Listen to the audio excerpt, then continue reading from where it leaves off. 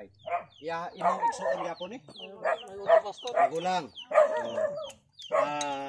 Pangalan nato Joseph. Joseph. Okay. Joseph, basig doon na kay isulti para panawagan sa ato ang mga viewers, ato ang gobyerno para kini inyong kahintang isulti unsa imong gusto nga masulti. Ay lang ihilak, sige. Panawagan. Pulutan, hinom dia. Tawagan lang ko sa itong gobyerno.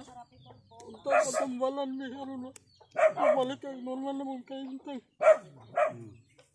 Sektor ito pastor. Okay. Viewers na to. Sa mga nakaantabay sa ato ang segment sa Kuya Nats in Action TV Spin Media sa Buanga del Norte. Murag dili na pugan tatay ang iyahang luha ni hilak siya. Ang iyang panawagan matabangan sila sama sa iyang igsuon, tulo sila managsuon ilang amahan nga naa diri. Taliwala murag di na siya kadungog ang iyang amahan di na kay kapuan. Dayon ilahang panawagan nga unta matabangan sila sa ato ang gobyerno. So ako pod part no sa ako mismo sa akong asay murag gigisi akong kasing-kasing no sa ilahang kahimtang. Among matabang as part kami naga-advocate as being mao ni ang ato ang advocacy. Ipanawagan nato sa atong gobyerno kung doon naman tayo angay tabangan, wa na ilain siguro kining ingani nga mga tao nga nanginahanglag tabang para sa atong gobyerno.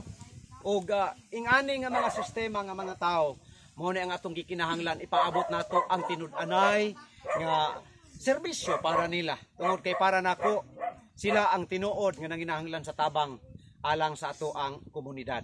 Munang sa makausa akong giawhag, ipanawagan ang ato ang nagkalain-lain ng mga nangatugdanan gikan sa probinsya, nasyonal, lokal, ngadto sa kabaranggayan.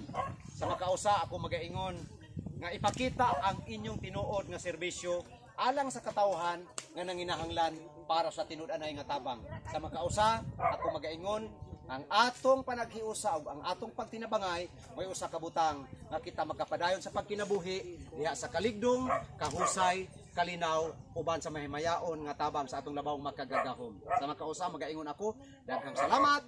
To God be the glory and honor. God bless us all.